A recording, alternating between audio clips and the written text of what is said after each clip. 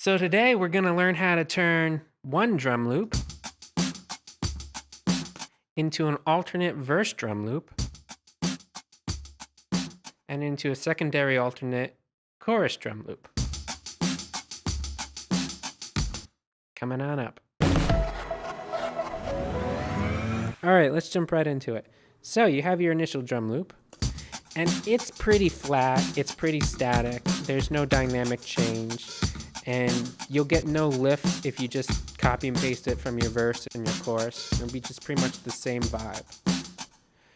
So what we're going to do is we're going to tighten down the verse, and we're going to basically expand and make it sound more open for the chorus. It's pretty similar to what a transient shaper can do if you just kind of play with that sustain knob in a transient shaper like Native Instruments Transient Master. But that's $100, and not everybody has that. And these presets can be built in stock Ableton Live. So let's go ahead and do it. So we're going to be using the compressor plugin and just drag it on over. We're going to be creating this drum verse tightener preset first. And this is going to basically tighten down the drums so they sound a little bit as if the drummer is holding the hi-hat tighter and it's hitting the kick and the snare maybe a little bit softer. So we're going to make sure it's set to expand, and we're going to turn the ratio all the way up, threshold all the way down, kind of a medium attack and a fast release. And that's pretty much all you have to do. We're going to play with the makeup gain later on to make sure we have the verse and the chorus kind of level in comparison.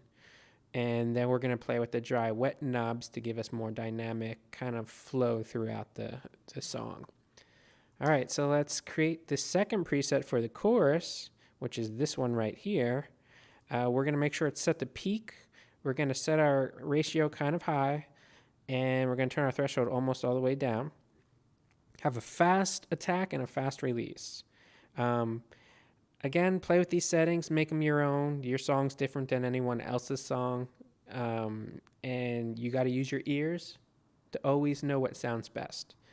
So you can tweak any one of these settings, but it's generally in this ballpark that you'll find it works best.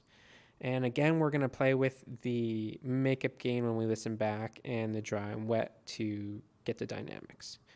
All right, so to the verse, what we're going to do is show the automation for the dry wet. Now, when you're listening to a real drummer on a song, they usually start out at a pretty tight kind of sound for the verse. And as it gets closer to the chorus, they start swelling up and start opening that hi-hat a little bit more and a little bit more. And that's what we're going to emulate here. So basically, we're going to be turning down the tightener so it kind of brings it back to this original state without it being tightened. And we're going to give it just a little bit of the wetness from the chorus effect. Well, not the chorus effect, but the compressor effect that we use on that chorus. And it's going to sound like this, swelling out.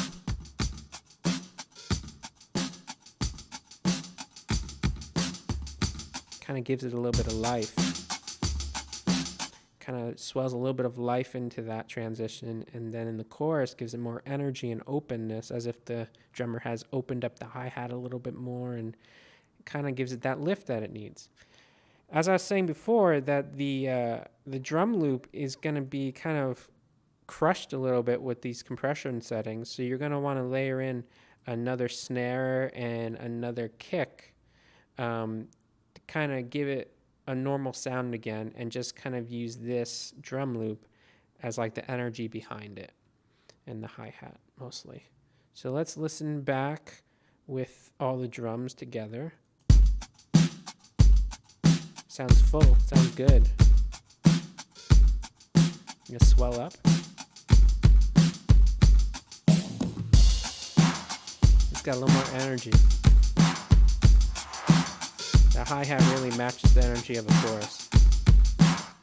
And now let's listen in context with some actual music behind it. It's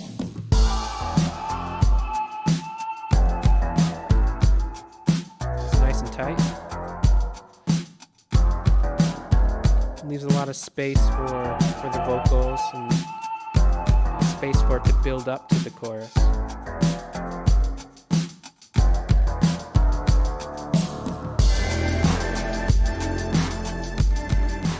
It just lifts and rides up there, so it's a nice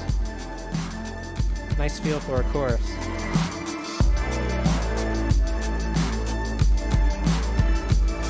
And that's pretty much it. You can create these presets yourself without any worry, and you'll be off to the races, creating multiple drum loops out of one drum loop. Kind of expands your drum library for free. What could be better than that? Comment, subscribe, let me know if you guys want me to do tutorials on anything else, and I'll be back next time. Talk to you later.